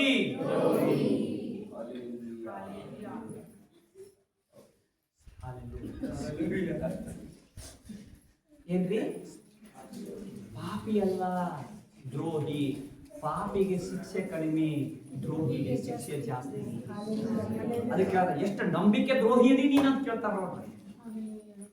ದ್ರೋಹಿಗಳನ್ನ ದೇವರು ಕ್ಷಮಿಸೋದು. ಅದಕ್ಕೆ ಕರ್ತನ ಮೇಜ ಇದೆಯಲ್ಲ, ಮೊದಲನೇದಾಗಿ ಯಾರು ಯೇಸು ಸ್ವಾಮಿಯ ರಕ್ತಕ್ಕೂ ದೇಹಕ್ಕೂ ಏನಾಗಿದ್ದಾರೆ? ದ್ರೋಹಿಗಳಾಗಿದ್ದಾರೆ. ಯೇಸು ಸ್ವಾಮಿ ದೇಹಕ್ಕೂ ರಕ್ತಕ್ಕೂ ದ್ರೋಹ ಮಾಡಿದವರಾಗ್ತೀರಿ ಅಂತ ಬೈಬಲ್ ಹೇಳ್ತಾರೆ. ದ್ರೋಹಿಗಳಿಗೆ ಕ್ಷಮಾಪಣೆ. ಹುಷಾರಾಗಿ. ನಮ್ಮ ತಂಡ 7 ದಿನದ ಪ್ರಾರ್ಥನೆ ಮಾಡ್ತಾ ಇದೀವಿ. ಒಂದೊಂದು ಪ್ರಾರ್ಥನೆ ಮಾಡ್ತಾ ಇದ್ದೀರಾ? ಯಾರೆಲ್ಲ ಪ್ರಾರ್ಥನೆ ಮಾಡೋದಿಲ್ವೋ ಇವರು ಪಾಪಿಗಳಲ್ಲ, ಇವರು ದ್ರೋಹಿಗಳು. ಹಾಲೆಲೂಯ. ಏನ್ರಿ? ಹಾಲೆಲೂಯ. ಯಾರೆಲ್ಲ ಪ್ರಾರ್ಥನೆಯನ್ನ ಮಾಡ್ತಾರೆ ಪಾಪಿಗಳಾಗೋದಿಲ್ಲ, ಅವರು ದ್ರೋಹಿಗಳಾಗಿ ಮಾರ್ಪಡ್ತಾರೆ. ಯಾಕೆ ಗೊತ್ತಾ? ಮಾತು ಕೊಟ್ಟಿದ್ದೀವಿ, ನಡೀತೀವಿ ಅಂತ ಹೇಳಿದ್ದೀವಿ, ನಡೆಯದಿದ್ದರೆ ನಂಬಿಕೆ ದ್ರೋಹಿಯಾಗಿ ಮಾರ್ಪಡ್ತೇವೆ. ಹಾಲೆಲೂಯ. ನಾನಾದ್ರೂ ಸರಿಯೇ, ನೀನಾದ್ರೂ ಸರಿಯೇ, ನಂಬಿಕೆಯ ದ್ರೋಹಿಗಳಾಗ. ಮೊದಲೇದಾಗಿ ಪ್ರಾರ್ಥನೆ. ದೇವರ ನಿನಗೆ ಹತ್ತಿರವಾಗಿರ್ಬೇಕಾ? ಪ್ರಾರ್ಥನೆ ಮಾಡಿ. ದೇವರ ನಿನ್ನ ಹತ್ತಿರವಾಗಿರ್ಬೇಕಾ? ವಾಕ್ಯಗಳನ್ನ ಧ್ಯಾನ ಮಾಡಿ. ದೇವರ ನಿನ್ನ ಹತ್ತಿರವಾಗಿರ್ಬೇಕಾ? ನಿನ್ನ ತಪ್ಪುಗಳನ್ನ ದೇವರ ಮುಂದೆ ಒಪ್ಪಿಕೋ. ನೀನು ಮಾಡಿದ ತಪ್ಪುಗಳನ್ನ, ಪ್ರತಿನಿತ್ಯ ತಪ್ಪುಗಳು ನಡೀತಾನೆ ಇರ್ತದೆ. ನಾನು ಏನ್ ತಪ್ಪು ಮಾಡಿಲ್ಲ ಅಂತ ಅನ್ಕೋಬೇಡ. ನೀನು ಮೋಸ ಮಾಡ್ಕೋತೀಯ ಬೈಬಲ್ ಹೇಳ್ತದೆ. ಹಾಲೆಲೂಯ. ಹಾಗಾಗಿ ನಾವು ಪ್ರತಿದಿನ ಪಶ್ಚಾತ್ತಾಪದಿಂದ ಕರ್ತನಲ್ಲಿ ಕೇಳುವ ಮನಸ್ಥಿತಿ ಇವತ್ತು ನಮಗೆ ಬೇಕು. ಆ ವ್ಯಕ್ತಿ ಮಾತ್ರ ದೇವರಿಗೆ ಹತ್ತಿರವಾಗುವುದಕ್ಕೆ ಸಾಧ್ಯ. ಹಾಲೆಲೂಯ. ನಾಲ್ಕನೇದಾಗಿ ಒಪ್ಪಿಕೊಳ್ಳೋದಕ್ಕೂ ಪಶ್ಚಾತ್ತಾಪ ಪಡೋದಕ್ಕೂ ವ್ಯತ್ಯಾಸ ಇದೆ. ಹೌದಲ್ಲ? ಒಪ್ಪಿಕೊಳ್ಳೋದಕ್ಕೂ ಪಶ್ಚಾತ್ತಾಪ ಪಡೋದಕ್ಕೂ ವ್ಯತ್ಯಾಸ ಇದೆ. ಹೌದು, ನಾನು ತಪ್ಪು ಮಾಡಿಬಿಟ್ಟೆ ಅಂತ ನಾರ್ಮಲ್ ಹೇಳ್ಬೋದು. ತಪ್ಪು ಮಾಡಿಬಿಟ್ಟೇರಿ, ಮಾಡಬಾರ್ದಾಗಿತ್ತು, ತಪ್ಪು ಮಾಡಿಬಿಟ್ಟೆ ಅಂತ ಹೇಳ್ಬೋದು. ಪಶ್ಚಾತ್ತಾಪಕ್ಕೂ ತಪ್ಪು ಒಪ್ಪಿಕೊಳ್ಳೋದಕ್ಕೂ ಬಹಳ ಅಂತರ ಇದೆ. ಸುಲಭವಾಗಿ ಹೇಳ್ತಾರೆ, ಇವತ್ತು ನಾನು ಈ ತಪ್ಪು ಮಾಡಿಬಿಟ್ಟೆ ಅಂತ ಹೇಳ್ಬೋದು. ಇದನ್ನು ಮಾಡಬಾರ್ದಾಗಿತ್ತು, ಮಾಡಿಬಿಟ್ಟೆ. ಆದರೆ ಪಶ್ಚಾತ್ತಾಪ ಅನ್ನೋದು ಹೆಂಗ್ ಗೊತ್ತಾ? ಆ ವಿಷಯಕ್ಕಾಗಿ ಗೋಳಾಡಿ ದೇವರ ಸನ್ನಿಧಾನದಲ್ಲಿ ಬಿಡು. ಅದೇ ದಾವೀದನ ಗುಣ. ಪಾಪ ಮಾಡಿದ, ಒಪ್ಕೊಂಡ. ಹಲ್ಲೆಲೂಯ. ತನ್ನ ಪಾಪ ಒಪ್ಕೊಂಡು ಬಿಟ್ಟು ಅರಮನೆಗೆ ಹೋದಾಗ ಪಶ್ಚಾತ್ತಾಪದಿಂದ ಅಳ್ತಾನೆ, ಗೋಳಾಡ್ತಾನೆ, ಅರಮನೆ ಬಿಕೋ ಎನ್ನುತ್ತೆ. ಆ ರೀತಿಯ ಒಂದು ವಾತಾವರಣದಲ್ಲಿ ಕ್ರಿಯೇಟ್ ಆಗೋದಕ್ಕೆ ಕಾರಣ ಪಶ್ಚಾತ್ತಾಪ. ಹಾಲೆಲೂಯ. ಹಾಲೆಲೂಯ. ಪ್ರೀತಿಯ ದೇವಚಂದ್ರೇ, ಪಶ್ಚಾತ್ತಾಪ ಪಡುವ ಮನೋಭಾವನೆ ಯಾರಿಗೆ ಇದೆಯೋ ಆ ವ್ಯಕ್ತಿ ದೇವರಿಗೆ ಹತ್ತಿರವಾಗ್ತಾನೆ. ತಪ್ಪಿ ಹೋದ ಮಗ ತಪ್ಪಾಯ್ತ ಒಪ್ಕೊಂಡು ವಾಪಸ್ ಬರ್ತಾನೆ. ವಾಪಸ್ ಬಂದಾಗ ತಂದೆಗೆ ಹೇಳ್ತಾನೆ, ಅಪ್ಪ, ಮಗನೆನಿಸಿಕೊಳ್ಳುವ ಯೋಗ್ಯತೆ ನನಗಿಲ್ಲ. ಅದರ ಅರ್ಥ ಏನು ಗೊತ್ತಾ? ದುಃಖದಿಂದ, ಪಶ್ಚಾತ್ತಾಪದಿಂದ, ವೇದನೆಯಿಂದ, ಅರ್ಹತೆ ಇಲ್ಲದ ನನ್ನನ್ನ ದೇವರೇ ಸ್ವೀಕರಿಸು ಸ್ವಾಮಿ ಅಂತ ಕೇಳುವವನು ಪಶ್ಚಾತ್ತಾಪ ಪಡುವ ವ್ಯಕ್ತಿ. ಯಾರ ಹತ್ತಿರವಾಗಿದ್ದಾನೆ? ಪಶ್ಚಾತ್ತಾಪ ಪಡುವ ವ್ಯಕ್ತಿ. ಕೆಲವರು ಎಷ್ಟೇ ತಪ್ಪು ಮಾಡಿದ್ರು ನಾನೇನು ಮಾಡಿದ ನೀವು ಜಾಡಿಸ್ಕೊಂಡ್ಬಿಡ್ತಾರೆ. ಹಲ್ಲೆಲೂಯಾ. ಧೂಳು ಜಾಡಿಸಿದ. ಹಲ್ಲೆಲೂಯಾ. ತಪ್ಪಿಸ್ಕೋಬೇಕಾ ನರಕ? ತಪ್ಪಿಸ್ಕೋಬೇಕಾ ಸೈತಾನನ ರಿಲೇಶನ್ಶಿಪ್ ನಿಂದ ದೂರ ಆಗ್ಬೇಕಾ? ಹಾಗಾದ್ರೆ ಪಶ್ಚಾತ್ತಾಪ ಪಡು. ದೇವರು ಕರಚಾಚಿ ನಿನ್ನನ್ನ ಮಹಾ ಜಲರಾಶಿಯಿಂದ ಎಳೆದುಕೊಳ್ಳುವ. Hallelujah, hallelujah. ತಗ್ಗಿಸಿಕೊಳ್ಳೋದು ವಿಧೇಯತೆ. ಇದೇ ಪರಿಸಾಯರ ಪ್ರಾರ್ಥನೆಗೂ ಈ ಸುಂಕದವನ ಪ್ರಾರ್ಥನೆಗೆ ವ್ಯತ್ಯಾಸ ಅಲ್ಲ. ಪಶ್ಚಾತ್ತಾಪದ ಪ್ರಾರ್ಥನೆ ಯಾರು ಮಾಡಿದ್ರು? ಸುಂಕದವ. ಯಾವ ವ್ಯಕ್ತಿ ಪಶ್ಚಾತ್ತಾಪ ಪಡ್ತಾನೋ ಆ ವ್ಯಕ್ತಿ ಯೇಸು ಸ್ವಾಮಿನ ಪಶ್ಚಾತ್ತಾಪ ಇಲ್ಲದೆ ಇರುವ ವ್ಯಕ್ತಿ ಕಠೋರ ಹೃದಯವನು. ಕಠೋರ ಹೃದಯವುಳ್ಳವರು ತಪ್ಪೇ ಅನ್ಸಲ್ಲ, ಪಾಪನೆ ಅನ್ಸಲ್ಲ, ಸುಳ್ಳೇ ಅನ್ಸೋದಿಲ್ಲ. ಪಶ್ಚಾತ್ತಾಪ ಪಡುವ ವ್ಯಕ್ತಿ ದೇವರಿಗೆ ಹತ್ತಿರವಾಗ್ತಾನೆ. ಕೀರ್ತನೆ 34:18 ಹೇಳುತ್ತದೆ, ನಾನೇ ಓದ್ತೇನೆ. ಮುರಿದ ಮನಸ್ಸುಳ್ಳವರಿಗೆ ಯೆಹೋವನು ನೆರವಾಗುತ್ತಾನೆ, ಕುಗ್ಗಿ ಹೋದವರನ್ನು ಆತನು ಉದ್ಧಾರ. ಹಲ್ಲೆಲೂಯಾ. 51ನೇ ಅಧ್ಯಾಯದ 17ನೇ ವಾಕ್ಯ ದಾವೀದನು ಪ್ರಾರ್ಥನೆ ಮಾಡ್ತಾನೆ. ಹೀಗೆ ಹೇಳ್ತಾನೆ, ಕುಗ್ಗಿದ ಮನಸ್ಸೇ ದೇವರಿಗೆ ಇಷ್ಟವಾದ. ಏನಂತೆ? ದೇವರಿಗೆ ಇಷ್ಟವಾದ. ಇವತ್ತು ನೀನು ಅಡಿಗೆ ಯಾವ್ದು ಇಷ್ಟ ಮಾಡ್ಕೊಳ್ಳಿ? ಬಿರಿಯಾನಿ, ಹಲ್ಲೆಲೂಯಾ. ಸುಕ್ಕ ಮಾಡಬೇಕು, ಹಲ್ಲೆಲೂಯಾ. ತಿಂದು ಮೂಗ್ನಾಗಿ ಹೋದ ಪರವಾಗಿ ಆದ್ರೆ ಸುಕ್ಕ ಬೇಕು, ಹಲ್ಲೆಲೂಯಾ. ಅಂದ್ರೆ ನಮ್ಮ ಆಸೆ ಇದೆ. ಆದ್ರೆ ದೇವರಿಗೆ ಆಸೆ ಗೊತ್ತಾ? ಹೋರಿ ಯಜ್ಞಗಳಿಂದ ನನಗೆ ಅಪೇಕ್ಷೆ ಇಲ್ಲ, ನನ್ನ ಅದರಲ್ಲಿ ನನಗೆ ಆಸಕ್ತಿ ಇಲ್ಲ. ಮುರಿಯಲ್ಪಟ್ಟಂತ ಮನಸ್ಸು ದೇವರಿಗೆ ಇಷ್ಟವಾದ. ಮುರಿಯಲ್ಪಟ್ಟು ತಗ್ಗಿಸಲ್ಪಟ್ಟು ಇರುವಂತ ಯಜ್ಞ ಸಮರ್ಪಣೆ ಮಾಡ್ತೀಯಲ್ಲ, ಆ ಯಜ್ಞ ದೇವರಿಗೆ ಇಷ್ಟವಾದ. Hallelujah, hallelujah. ಇಷ್ಟವಾದ ಯಜ್ಞ. ಓಕೆ, ಮುಂದೆ ನೋಡಿ. ಹಂಗೆ ಹೇಳ್ತದೆ, ದೇವರೇ ಪಶ್ಚಾತ್ತಾಪದಿಂದ ಜಜ್ಜಿ ಹೋದ ಮನಸ್ಸನ್ನು ನೀನು ತಿರಸ್ಕರಿಸೋದೇ ಇಲ್ಲ. ಯಾರು ಪಶ್ಚಾತ್ತಾಪದಿಂದ ದೇವರ ಹತ್ರ ಬರ್ತಾರೋ ಅವರನ್ನು ದೇವರು ತಳ್ಳೋದಿಲ್ಲ. Hallelujah, hallelujah. ಆದರೆ ಯೇಸು ಸ್ವಾಮಿ ಮಕ್ಕಳ ತಿನ್ನುವ ರೊಟ್ಟಿಯನ್ನ ನಾಯಿ ಮರಿಗಳಿಗೆ ಹಾಕೋದು ಸರಿಯಲ್ಲ. ಅವಾಗ ಆಕೆ ಹೇಳ್ತಾರೆ, ಹೌದು ಸ್ವಾಮಿ, ನಾನು ನಾಯಿ ಮರಿ. ನನ್ನ ತಾನು ಮೊರೆಯಲ್ಲ, ನಾವು ನಾಯಿ ಮರಿನೇ. ಆದ್ರೆ ಯಜಮಾನನು ತಿಂದು ಆ ಮೇಜಿನ ಟೇಬಲ್ ಮೇಲೆ ಬಿದ್ದಿರ್ತದ ತುಣುಕು ತುಕಡಿಗಳು, ಮುಸ್ರಿ, ಆ ಮುಸ್ರಿಯನ್ನು ಹಾಕಿದ್ರೆ ಅದನ್ನ ಅದ್ರ ತಿಂದು ಹೊಟ್ಟೆ ತುಂಬಿಸ್ಕೊತೀವಪ್ಪ ಅಂತ ಹೇಳಿ ತಗ್ಗಿಸ್ಕೊಂಡು ಕೇಳಿದಾಗ, ಅಮ್ಮ ಯಾವಾಗ ಮುರಿಯಲ್ಪಡ್ತೀಯೋ ದೇವರ ಪ್ರೀತಿ ನಿನ್ನ ಮೇಲೆ ಹೆಚ್ಚಾಗುತ್ತೆ. ಹಲ್ಲೆಲೂಯಾ. ದೇವರ ಪ್ರೀತಿ ನಿನ್ನ ಮೇಲೆ ಹೆಚ್ಚಾಗುತ್ತೆ. ಮುರಿಯಲ್ಪಟ್ಟಂತ ಮನಸ್ಥಿತಿ ಇವತ್ತು ಬೇಕು, ತಗ್ಗಿಸಿಕೊಳ್ಳುವಂತ ಮನಸ್ಸು. ನಾಲ್ಕನೇದಾಗಿ ತಗ್ಗಿಸಿಕೊಂಡು ಪಶ್ಚಾತ್ತಾಪ ಮಾಡುವ ಹೃದಯ ಬೇಕು. ಹಲ್ಲೆಲೂಯಾ. ದೇವರ ನಾಮಕ್ಕೆ ಸ್ತೋತ್ರ. ಐದನೇದೇನಪ್ಪ? ವಿಧೇಯತೆ. ಏನು? ವಿಧೇಯತೆ. ಹೇಳೋದನ್ನ, ಇದರಲ್ಲಿ ಹೇಳೋದನ್ನ ಯಾಕೆ ಬೈಬಲ್ ಇದೆ ಕೈ ಎತ್ತಿ? ಬೈಬಲ್ ಇದ್ದವ್ರು ಸತ್ತು ನನ್ನ ಕಡೆ ಬೈಬಲೇ ಇಲ್ಲ ಅಂತಂದ್ರೆ ಕೈ ಎತ್ತಿ. ಎತ್ರಿ ಸರಿಯಾಗಿ. ಒಂದು ಎತ್ರಿ. ಯಾರು ದಯಮಾಡಿ ಎತ್ರಿ. ಬೈಬಲ್ ಇಲ್ಲ ಅಂತಂದ್ರೆ ಮನಸ್ಸಾಕ್ಷಿ ಹೋಗ್ತಂದ್ರೆ, ಬೈಬಲ್ ಇಲ್ಲ ಅಂತಂದ್ರೆ ಕೈ ಎತ್ರಿ. ಆಮೇಲೆ ಒಬ್ಬರೇ ಕೈ ಎತ್ತಿದಾರ. ಬೈಬಲ್, ಹೊಸ ಬೈಬಲ್. Hallelujah, hallelujah. ಅದಕ್ಕೆ ಕೈ ಎತ್ರಿ, ಬೈಬಲ್ ಕೊಡ್ತೀವಿ ಅಂತ. ಇದು ಇಬ್ಬಾಯಿ ಕತ್ತಿ. ಏನ್ರಿ? ನನ್ನನ್ನು ಸರಿ ಮಾಡ್ತದೆ, ಅಡ್ಡಿ ಬಂದವರಿಗೂ ಸರಿ ಮಾಡ್ತದೆ. Hallelujah, hallelujah. ದೇವರ ನಾಮಕ್ಕೆ ಸ್ತೋತ್ರ. ವಿಧೇಯತೆ. ಎಲ್ಲರ ಕೈಯಲ್ಲಿ ಬೈಬಲ್ ಇದೆ. ಎಷ್ಟು ಜನ ವಾಕ್ಯ ಓದ್ತೀರಿ? ಸುಮ್ಮನೆ ವಾರಕ್ಕೂ 15 ದಿನಕ್ಕೂ ಓದೋರು ಕೈ ಎತ್ತಿ. 15 ದಿನಕ್ಕೂ ಓದಲ್ಲ. ಹಲ್ಲೆಲೂಯಾ. ಅಂದ್ರೆ ಬೈಬಲ್ ಓದಲ್ಲ ಅಂತ ಆಯ್ತು ಬಿಡುವ. 4 ಜನ ಬಿಡ್ತಾರೆ. ದೇವರು ನಿಮ್ಮಿಂದ ಬಹಳ ದೂರ. ನಿಜವಾಗಿ ಹೇಳ್ತಾನೆ, ದೇವರು ನಿಮ್ಮಿಂದ ಬಹಳ ದೂರ. ಸರಿ, ಬೈಬಲೇ ಓದಕ್ ಬರಂಗಿಲ್ಲ ನೋಡು, ಕೈ ಎತ್ತಿ. ವಾವ್.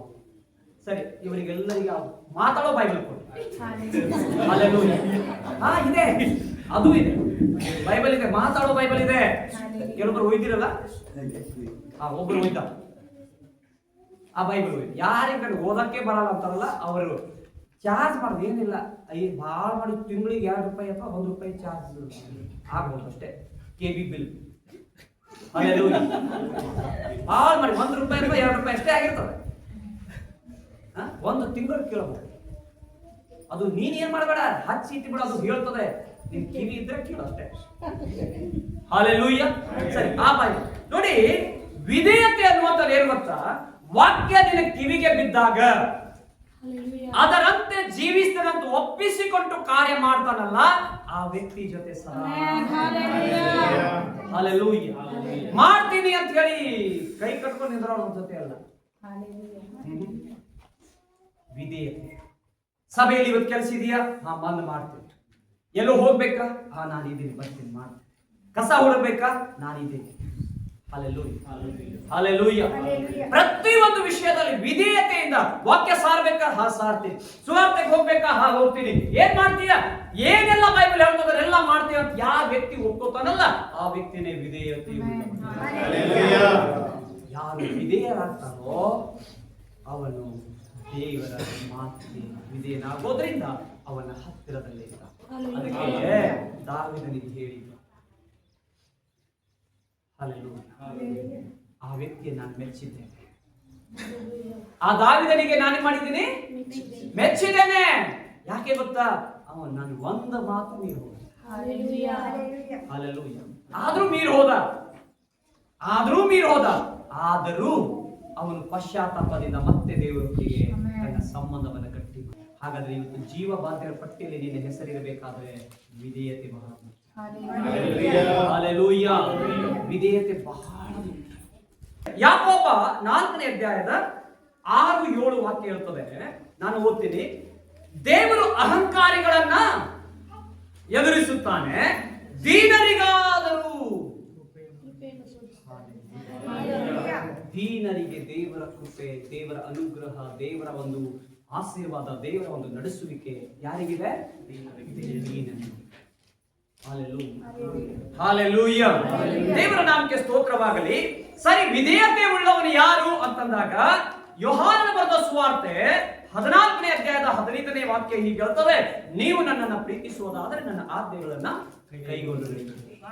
ವಿಧೇಯತೆ ಉಳ್ಳ ವ್ಯಕ್ತಿ ವಾಕ್ಯಗಳನ್ನ ಕೈಗೊಂಡು ನಡೀತಾನೆ. ಯಾವ ವ್ಯಕ್ತಿ ವಿಧೇಯತೆಯನ್ನ ವಾಕ್ಯವನ್ನ ಕೈಗೊಳ್ಳೋದಿಲ್ಲ ಅವನು ವಿಧೇಯನೇ ಅಲ್ಲ. ಒಂದು ಸಂಡೇನೂ ನಾನು ಗ್ಯಾಪ್ ಮಾಡಿಲ್ಲ ಅನ್ನೋದು, ಹಲ್ಲೆಲೂಯಾ, ಮಾಡಿಲ್ಲ ಅನ್ನೋದು, ಮಾಡಿಲ್ಲ, ಒಂದು ಸಂಡೇನೂ ಮಾಡಿಲ್ಲ. ಒಂದು ಚಪ್ಪಾಳೆ ತಟ್ಟೋಣ. ಯಾರು ಮಾಡಿಲ್ಲಲ್ಲ ಅವ್ರ ದೇವರು ಇನ್ನೂ ಬಲವಾಗಿ ಅವ್ರ ಜೊತೆಯಲ್ಲಿ ಇನ್ನೂ ತನ್ನ ಪ್ರಕಟಗಳನ್ನ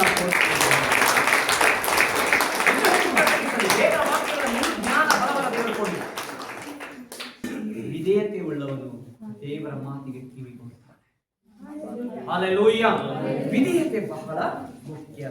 ನಮ್ಮ ಸ್ವಂತ ಜ್ಞಾನ, ಬಲ, ಜ್ಞಾನ ಏನೋ ಅಂತಲ್ಲ, ಎಲ್ಲವೂ ತಗ್ಗಿಸಿಕೊಂಡು ದೇವರ ಮುಂದೆ ಮೊದಲು ಕೂತ್ಕೊಳ್ಳೋದನ್ನು ಕಲಿತಾನೆ. ಅವನೇ ವಿಧೇಯವುಳ್ಳಂತ ಒಬ್ಬ ವ್ಯಕ್ತಿ. ಹಲ್ಲೆಲೂಯಾ. ಇನ್ನೊಂದು ಕಡೆ 1ನೇ ಸಾಮುವೇಲ 15:22 ವಿಧೇಯತೆಗೆ ಮೆಚ್ಚುವಷ್ಟು ಯಜ್ಞ ಹೋಮಗಳಿಗೆ ಮೆಚ್ಚುವುದಿಲ್ಲ.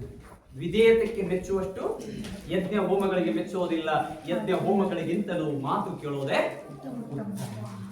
ದೇವರ ಮಾತು ಕೇಳೋದೆ ಇದು ವಿಧೇಯತೆ. ಹಲ್ಲೆಲೂಯಾ. ಸರಿ, ನೆಕ್ಸ್ಟ್ 6ನೇ ಬರ್ಕೋತಾ ಇದ್ದೀರಾ? 6ನೇ, ದೇವ ಭಕ್ತರೊಂದಿಗೆ ಅನ್ಯೋನ್ಯವಾಗಿರುವ ವ್ಯಕ್ತಿ ಜೊತೆಯಲ್ಲಿ ದೇವರು ಯಾವಾಗ ದೇವ ಜನರೊಟ್ಟಿಗೆ ದ್ವೇಷ ಮಾಡೋದು, ದೂರ ತಳ್ಳೋದು, ಅವರ ಮಧ್ಯದಲ್ಲಿ ಗೊಂದಲಗಳನ್ನು ಸೃಷ್ಟಿ ಮಾಡೋದು, ಅವರನ್ನು ಒಂದು ರೀತಿಯಲ್ಲಿ ನೋಡೋದು, ಇವನು ಏನು ಉಪಯೋಗಕ್ಕಿಲ್ಲ, ಅವಳೇನು ಉಪಯೋಗಕ್ಕಿಲ್ಲ ಅಂತ ಹೇಳಿ ಯಾರೆಲ್ಲ ಈ ರೀತಿಯಲ್ಲಿ ಅದನ್ನ ಊಹಿಸ್ತಾರಲ್ಲ, ಆ ರೀತಿಯಲ್ಲಿ ಮಾಡ್ತಾರಲ್ಲ, ಅಂತವರ ಜೊತೆ ದೇವರಿಗೆ ಇಲ್ವೇ ಇಲ್ಲ. ಹಲ್ಲೆಲೂಯಾ.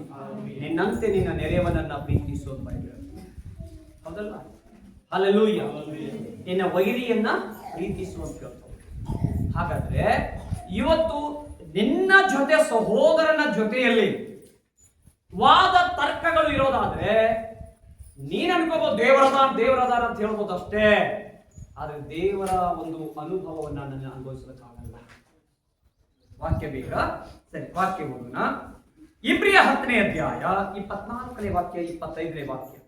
ಇಲ್ಲಿ 3 ವಿಷಯಗಳನ್ನ ನಾನು ನಿಮಗೆ ತೋರಿಸ್ತೇನೆ. 3 ಕಾರ್ಯಗಳನ್ನು ತೋರಿಸಿ ನಾನು ಮುಂದೆ 7ನೇ ವಿಷಯಕ್ಕೆ ಹೋಗಿ ನಾನು ಟ್ರೈ ಮಾಡ್ತೇನೆ. ನಾವು ಪರಸ್ಪರ ಹಿತಚಿಂತಕರಾಗಿದ್ದು ಪ್ರೀತಿಸುತ್ತಿರಬೇಕೆಂಬುದು ಒಂದನೇದಾಗಿ. ಪರಸ್ಪರ ಅದರ ಅರ್ಥ ಒಬ್ಬರಿಗೂ, ಹೌದಲ್ಲ? ಪರಸ್ಪರ ಅಂದ್ರೆ ಹೇಗ್ರಿ? ಒಬ್ಬರಿಗೊಬ್ರು ಹಿತಚಿಂತಕರ. ಅದರ ಅರ್ಥ ಏನು? ಒಳ್ಳೆಯದನ್ನು ಚಿಂತಿಸುವ. ಹಿತಚಿಂತಕ ಅಂತಂದ್ರೆ ಅವರಿಗೆ ಒಳ್ಳೆಯದನ್ನೇ ಬಯಸುವ ಮನಸ್ಥಿತಿ ಒಬ್ಬ ಭಕ್ತನಿಗೆ. ಯಾರ ಜೊತೆ ಇರ್ತಾನೆ ದೇವರು? ಒಳ್ಳೆಯವನ. ಈ ದಾವೀದನಿಗೆ ಬಾಣ ಹಾಕಿ ಎಲ್ಲೆಲ್ಲೋ ಕೊಂದು ಕೊಲ್ಲಬೇಕಂತ ಹೇಳಿ ಸೌಲ ಎಷ್ಟು ಸಾರಿ ಪ್ರಯತ್ನ ಮಾಡಿದಲ್ಲ. ಆದ್ರೆ ದಾವೀದ ಏನಾದ್ರೂ ಅವನನ್ನು ಕೊಲ್ಲಬಹುದಿತ್ತಲ್ಲ, ಆದ್ರೆ ಕೊಲ್ಲಿಲ್ಲ. ಯಾಕಂತಂದ್ರೆ ಅವನು ಹಿತಚಿಂತಕ, ಹಿತವನ್ನ ಒಳ್ಳೆದನ್ನ ಬಯಸುವ ವ್ಯಕ್ತಿ. ಅವನಿಗೆ ಸಾಯಿಸೋದ ಮನಸ್ಸಿರ್ಲಿಲ್ಲ. ಅವನು ಹೆಂಗಂತಂದ್ರೆ, ಒಂದು ದಿನ ಇವನು ಅಭಿಷೇಕ ಹೊಂದಿದವನಾಗಿದ್ದ, ಆದ ಕಾರಣ ಅಭಿಷಕ್ತನ ಮೇಲೆ ನಾನು ಹೆಂಗ್ ಕೈ ಹಾಕ್ಲಿ ಅಂತ ಹೇಳಿ ಭಯ ಒಬ್ಬ ಭಕ್ತನ ಹೃದಯ. ಈ ವ್ಯಕ್ತಿಯ ಜೊತೆ ದೇವರಿದ್ದಾನೆ. ಹಿತಚಿಂತಕರ ಜೊತೆಯಲ್ಲಿ, ಇನ್ನೊಬ್ಬರಿಗೆ ಒಳ್ಳೆಯದನ್ನ ಬಯಸುವವನ ಜೊತೆಯಲ್ಲಿ ದೇವರಿದ್ದಾನೆ. ಹಲ್ಲೆಲೂಯಾ. ಹಾಗಾದ್ರೆ ನೀವು ಯಾರು ಸ್ತೋತ್ರ ಹೇಳ್ತಿಲ್ಲ ಅಂತಂದ್ರೆ ನೀವು ಯಾರಿಗೂ ಹಿತ ಮಾಡೋರಲ್ಲ, ಬರೀ ನಿಮ್ದೇ ಹಿತ ನೋಡ್ಕೊಳ್ಳೋರು. ಹಲ್ಲೆಲೂಯಾ. ಪರಸ್ಪರ ಹಿತಚಿಂತಕರಾಗಿರಿ, ಒಬ್ಬರಿಗೊಬ್ಬರು ಹಿತಚಿಂತಕರಾಗಿದ್ದು ಪ್ರೀತಿಸುತ್ತಿರಬೇಕೆಂತಲೂ ಸತ್ಕಾರ್ಯ ಮಾಡಬೇಕೆಂತಲೂ ಒಬ್ಬರಿಗೊಬ್ಬರು ಏನ್ ಮಾಡೋಣ? ಪ್ರೇರೇಪಿಸುವ. ಅದರ ಅರ್ಥ ಒಂದು ಹಿತಚಿಂತನೆ, ಎರಡನೇದು ಪ್ರೇರೇಪಣೆ. ಅದರ ಅರ್ಥ ಏನು? ಪ್ರೇರೇಪಣೆಗೆ ಇನ್ನೊಂದು ಅರ್ಥ ಪ್ರೋತ್ಸಾಹ ಮಾಡು. ಒಬ್ರಿಗೊಬ್ರು ಅವನ್ ವೀಕ್ ಆಗಿದಾನ, ದೇವರದ ಪ್ರಾರ್ಥನೆ ಮಾಡಕ್ ಆಗ್ತಾ ಇಲ್ವಾ? ಸರಿ, ನಿನ್ ಜೊತೆ ನಾನು ಕೂಡ್ತೀನಿವಾ, ಕೂತ್ಕೊಳ್ಳೋ, ಪ್ರಾರ್ಥನೆ ಮಾಡ. ಅಯ್ಯೋ ನನಗೆ ಇದು ಆಗ್ತಿಲ್ವಾ, ನಾನು ಕೈ ಹಾಕಿಸ್ತೇನೆ. ಇದು ಏನ್ ಗೊತ್ತಾ? ಪ್ರೋತ್ಸಾಹ.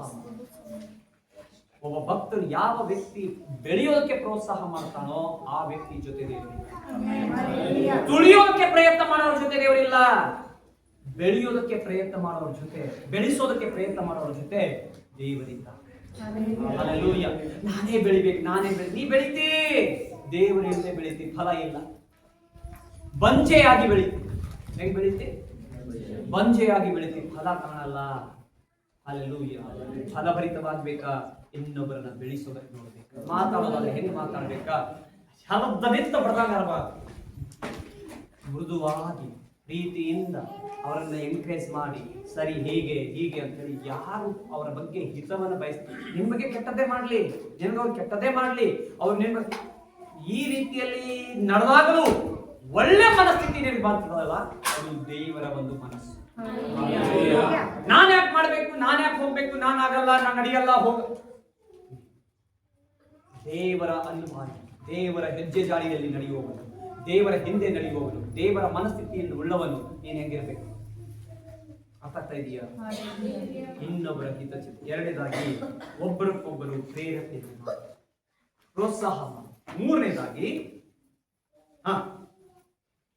ಸಭೆಗೆ ಕೂಡಿಕೊಳ್ಳುವ ಕೆಲವರು ರೂಢಿಯಾಗಿ, ಸಭೆಯಾಗಿ ಕೂಡಿಕೊಳ್ಳುವುದನ್ನು ಕೆಲವರು ರೂಢಿಯಾಗಿ ಬಿಟ್ಟಿರುವ ಪ್ರಕಾರ ಒಬ್ಬರಿಗೊಬ್ಬರು ಎಚ್ಚರಿಸೋಣ.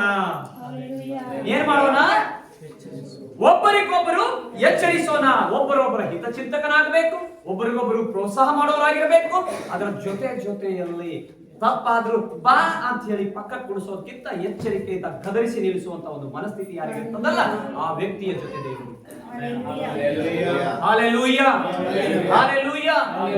ದೇವರ ಸೇವಕ ಹೇಳಿದ ಬಂದು ಸಮೂಹದಲ್ಲಿ ಹೇಳ್ತಾನೆ, ಸೌಲ ರಾಜ, ಏನೋ ಶಬ್ದ ಬರ್ತಾ ಇದೆಯಲ್ಲೋ, ಏನೋ ಶಬ್ದ ಬರ್ತಾ ಇದೆಯಲ್ಲ ಅಂತ ಹೇಳಿ ಸಮೂಹ ಕೇಳಿದಾಗ ಅವನು ಹೇಳ್ತಾನೆ, ಸ್ವಾಮಿ ಎಲ್ಲವೂ ದೇವರಿಗಾಗೇ ಇಟ್ಟಿದ್ದು. ಯಾರಿಗೆ ಬೇಕು? ಅವನು ಹೇಳ್ತಾನೆ, ಯಾರಿಗೆ ಬೇಕು? ಹಲ್ಲೆಲೂಯಾ. ಮೊದಲು ವಿಧೇಯತೆಯಾಗುವುದನ್ನು ಕಲಿ. ನೀನು ವಿಧೇಯನಾಗದಿರುವುದರಿಂದ ದೇವರು ನಿನ್ನನ್ನು ಬಿಟ್ಟು ಹೊರಟು ಹೋಗಿಲ್ಲ. ಇನ್ನೊಬ್ಬರನ್ನ ಆಯ್ಕೆ ಮಾಡ್ಕೊಂಡಿದ್ದಾನೆ. ನೀನಲ್ಲದಿದ್ರೆ ಇನ್ನೊಬ್ಬರ ದೇವರು ನಡೆಸ್ತಾನೆ. ಆದ್ರೆ ಮೊದಲನೇದಾಗಿ ಒಬ್ಬರಿಗೂ ಪರಸ್ಪರ ಹಿತಚಿಂತಕ. ಹಿತ ಅಂದ್ರೆ ಒಳ್ಳೆ ಚಿಂತನೆ ಮಾಡುವವನು. ಎರಡನೇದಾಗಿ ಒಬ್ಬರಿಗೊಬ್ರು ಏನಿರ್ಬೇಕಂತೆ? ಪ್ರೋತ್ಸಾಹ. ಇದ್ದಿದೆಯಾ ಎಬ್ಸುವಂತ ಮನಸ್ಥಿತಿ ಬೇಕು. ವೀಕ್ ಆಗಿದ್ದಾರ ಬೆಳೆಸುವ ಮನಸ್ಥಿತಿ ಬೇಕು. ತಿನ್ನಕ್ಕಿಲ್ವಾ, ನಿನಗಿಲ್ಲದಿದ್ರು ಪರವಾಗಿಲ್ಲ, ಇನ್ನೊಬ್ಬರಿಗೆ ಕೊಡಬೇಕು. ಅದು ಏನ್ ಗೊತ್ತಾ? ಎಂಕರೇಜ್ ಮಾಡಿ. ಮೂರನೇದಾಗಿ ತಪ್ಪು ನಡೆದಾಗ ಅಥವಾ ತಪ್ಪು ಆಗುವ ಸಂಭವಗಳು ಕಂಡಾಗ ಖಂಡಿಸಬೇಕು, ಎಚ್ಚರಿಸಬೇಕು, ಗದರಿಸಬೇಕು. ಅವರ ಜೊತೆ ದೇವರಿಲ್ಲ. ಇನ್ಮೇಲೆ ದಾಳಿ ನಡೆದ್ರು ಪರವಾಗಿಲ್ಲ, ಹೊಡೆತ ಬಿದ್ರು ಪರವಾಗಿಲ್ಲ, ಗದರಿಸುವ ಮನಸ್ಥಿತಿ ಯಾರಿಗಿರ್ತದಲ್ಲ ಆ ವ್ಯಕ್ತಿಯ ಜೊತೆ ದೇವರಿಲ್ಲ. ಹಲ್ಲೆಲೂಯಾ. ಪಾಲಿಸ್ ಮಾಡೋರ ಜೊತೆ ದೇವರಿಲ್ಲ, ಮಸಾಲೆ ಹಚ್ಚೋರ ಜೊತೆ ದೇವರಿಲ್ಲ. ಹಲ್ಲೆಲೂಯಾ.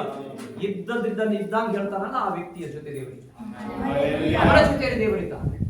ನ್ಯಾಯ ಪ್ರಮಾಣವಾಗಿ ಮಾತನಾಡುವ ಜೊತೆ ದೇವರಿದ್ದಾನೆ. ಸುಮ್ಮನೆ ಮುಖ ನೋಡಿ ಏನಂತಾರಲ್ಲ, ಮೊಳ ಹಾಕ್ತಾರಂತೆ. ಮುಖ ನೋಡಿ ಮೊಳ ಹಾಕೋದು, ಇವ್ರು ನಮ್ಮವನು ಅಲ್ಲ. ನ್ಯಾಯವಾಗಿ ಯಾರು ನಿಲ್ತಾರಲ್ಲ ಆ ವ್ಯಕ್ತಿಯ ಜೊತೆ ದೇವರ ನಾಮಕ್ಕೆ ಸ್ತೋತ್ರವಾಗಲಿ. ಕೊನೆಯದಾಗಿ 7ನೇದನ್ನು ಹೇಳಿ ನಾನು ಮುಗಿಸ್ಬಿಡ್ತೀನಿ. ಇದು ಎಲ್ಲದಕ್ಕೂ ಆಧಾರ. 7ನೇ ಹಲ್ಲೆಲೂಯಾ. ಏನಪ್ಪ ಅಂತಂದ್ರೆ ಯೇಸು ಕ್ರಿಸ್ತನ ರಕ್ತ. ಏನ್ರಿ? ಯೇಸು ಕ್ರಿಸ್ತನ ರಕ್ತ. ಇದಕ್ಕೆ ದೇವರ ಹತ್ತಿರ ನಮ್ಮನ್ನ ಕೊಂಡುಕೊಂಡು, ಯೇಸು ಕರ್ತನ ರಕ್ತವು ನಮ್ಮನ್ನ ದೇವರ ಹತ್ತಿರ ತೆಗೆದುಕೊಂಡು ಹೋಗುತ್ತೆ. ಯೇಸುವಿನ ರಕ್ತ ನಮ್ಮನ್ನ ಸಕಲ ಅನೀತಿಯಿಂದ ಬಿಡಿಸಿ, ಕಾಪಾಡಿ, ರಕ್ಷಿಸಿ, ನಮ್ಮನ್ನ ಕೊಂಡುಕೊಂಡು ಅದು ಹೊತ್ಕೊಂಡು ಹೋಗಿ ದೇವರ ಹತ್ತಿರ ತಲುಪಿಸ್ತಾರೆ. ವಾಕ್ಯಗಳು ಎಫೆಸೀಯ 2ನೇ ಅಧ್ಯಾಯ 13. ಈಗಲಾದರೂ ಮೊದಲು ದೂರವಾಗಿದ್ದ ನೀವು ಕ್ರಿಸ್ತ ಯೇಸುವನ್ನು ಸೇರಿದವರಾಗಿದ್ದು ಆತನ ರಕ್ತದ ಮೂಲಕವಾಗಿ ಸಮೀಪಿಸಿದರಾಗಿ, ಆತನ ರಕ್ತದ ಮೂಲಕವಾಗಿ ಏನಾಗಿದ್ದೀರಿ? ದೇವರಿಗೆ ಹತ್ತಿರವಾಗಿ. ಯಾರೆಲ್ಲ ಯೇಸು ಸ್ವಾಮಿಯ ರಕ್ತದಿಂದ ತೊಳೆಯಲ್ಪಟ್ಟಿದ್ದಾರೋ ಅವರೆಲ್ಲರೂ ದೇವರಿಗೆ ಒಂದು ಸ್ತೋತ್ರ ಹೇಳೋದು. ರಕ್ತ ಯಾರ್ದಂತ ಇನ್ನೂ ಗೊತ್ತಾಗಿಲ್ಲ. ಹಲ್ಲೆಲೂಯಾ. ಯೇಸು ಸ್ವಾಮಿಯ ರಕ್ತದಿಂದ ತೊಳೆಯಲ್ಪಟ್ಟವರು ಕರ್ತನಿಗೊಂದು ಸ್ತೋತ್ರ. ಹಲ್ಲೆಲೂಯಾ. ಯೇಸುವೇ ಇನ್ನೂ ಸರಿಯಾಗಿ ತೊಳೆಯಲ್ಪಟ್ಟ. ಹಲ್ಲೆಲೂಯಾ. ಹಲ್ಲೆಲೂಯಾ. ಸರಿ. ಹೊಸ ಒಡಂಬಡಿಕೆಗೆ ದೇವರ ಹತ್ತಿರವನ್ನ ಕೊಂಡೊಯ್ಯುವಂತದ್ದು ಯಾವ್ದಾದ್ರು ಒಂದಿದ್ರೆ ಅದು ಯೇಸುವಿನ ರಕ್ತ. ಹೌದಲ್ವಾ? ಹಳೆ ಒಡಂಬಡಿಕೆಯಲ್ಲಿ ನಮ್ಮ ಪಾಪ ಶುದ್ಧಿಯಾಗಿ ನಾವು ದೇವರ ಹತ್ತಿರವಾಗಬೇಕಾದ್ರೆ ಏನಿತ್ತು? ಅದು ರಕ್ತ ತಾನೆ. ಸರಿ, ಅದೇ ವಾಕ್ಯ ಓದ್ಕೊಳ್ಳಿ. ಇಬ್ರಿಯ 18ನೇ ವಾಕ್ಯ ನೋಡ್ರಿ, 9:18. ಮೊದಲನೆಯ ಒಡಂಬಡಿಕೆಯಾದದ್ದು ರಕ್ತವಿಲ್ಲದೆ ಸ್ಥಾಪಿತವಾಗಲಿಲ್ಲ. ಹೀಗಿರಲಾಗಿ ಮೊದಲನೆಯ ಒಡಂಬಡಿಕೆಯಾದರೂ ರಕ್ತ ಇಲ್ಲದೆ ಅದು ಸ್ಥಾಪಿತವಾಗಲಿಲ್ಲ. ಮೊದಲನೇ ಒಡಂಬಡಿಕೆ ಅಂದ್ರೆ ಯಾವುದು? ಆದಿಯಲ್ಲಿ. ಈಗ 2ನೇ ಒಡಂಬಡಿಕೆ ಯಾವುದು? ಕ್ರಿಸ್ತನ ರಕ್ತ. ಅದಕ್ಕೆ ಒಡಂಬಡಿಕೆ ಹೊಸ ಒಡಂಬಡಿಕೆಯನ್ನು ಸೂಚಿಸುವಂತ ಯೇಸುವಿನ ರಕ್ತ ಅಂತ ಹೇಳಿ ಡೈರೆಕ್ಟ್ ಆಗಿ ಮುಗಿಸಿ ರಕ್ತದ ಬಗ್ಗೆ ಮಾತಾಡಿ ನಾನು ಕರ್ತನ ಮೇಜಿಗೆ ಹೋಗ್ತೀನಿ, ಅದಕ್ಕೆ ಮಾತಾಡ್ತೀನಿ. ಹಲ್ಲೆಲೂಯಾ. ಹಲ್ಲೆಲೂಯಾ. ಆ ರಕ್ತ ನೋಡಿ. ಹಾಗಾದ್ರೆ ಹಳೆ ಒಡಂಬಡಿಕೆಯಲ್ಲಿ ಇದ್ದ ರಕ್ತ ಎಲ್ಲಿದೆ? ವಿಮೋಚನ ಕಾಂಡ 24ನೇ ಅಧ್ಯಾಯ ಕೊನೆ ವಾಕ್ಯ ನೋಡ್ರಿ. ಆಗ ಮೋಸೆ ಆ ರಕ್ತವನ್ನ ತೆಗೆದುಕೊಂಡು ಜನರ ಮೇಲೆ ಚಿಮುಕಿಸಿ, ಇಗೋ ಈ ಗ್ರಂಥದಲ್ಲಿ, ಯಾವ ಗ್ರಂಥದಲ್ಲಿ? ಈ ಗ್ರಂಥದಲ್ಲಿ ಹೇಳಿರುವಂತ ಎಲ್ಲ ಆಜ್ಞೆಗಳ ಪ್ರಕಾರ ಮಾಡಿಕೊಂಡ ಒಡಂಬಡಿಕೆಯನ್ನು ಸ್ಥಿರಪಡಿಸುವ ರಕ್ತವು ಇದೆ ಎಂದನು. ಎಲ್ಲವನ್ನ ಸರಿಯಾಗಿ ನಡೆಸುವಂತ ರಕ್ತ, ಒಡಂಬಡಿಕೆ ರಕ್ತ ಇದೆ ಅಂತ ಹೇಳಿ ಅವತ್ತು ಮೋಸೆ ರಕ್ತವನ್ನ ಪ್ರೋಕ್ಷಿಸಿ ನಮಗೆ ಪರಿಚಯ ಮಾಡಿದ. ಆದ್ರೆ ಯೇಸು ಸ್ವಾಮಿ ಹೊಸ ಒಡಂಬಡಿಕೆ ಬಂದಾಗ ತನ್ನ ರಕ್ತವನ್ನ ಕೊಟ್ಟೆ ನಮ್ಮನ್ನ ಬಿಡುಗಡೆ ಮಾಡಿ. ಈ 7 ವಿಷಯಗಳನ್ನ ಚೆನ್ನಾಗಿ ನಾವು ಅರ್ಥ ಮಾಡ್ಕೊಂಡಿದ್ರೆ ಖಂಡಿತವಾಗಿ ನಾವು ದೇವರ ಹತ್ತಿರದಲ್ಲಿರುವ, ದೇವರೊಂದಿಗೆ ಜೀವಿಸುವ ವ್ಯಕ್ತಿ, ದೇವರೊಟ್ಟಿಗೆ ಮಾತನಾಡುವ ಜನ. ಹಲ್ಲೆಲೂಯಾ. ದೇವ ಜನಾಂಗ, ರಾಜ್ಯ ವಂಶಸ್ಥರು, ಸ್ವಕೀಯ ಪ್ರಜೆ, ಆತನ ಹಿಂಬಾಲಿಸುವ ಹಿಂಡು ನಾವೇ.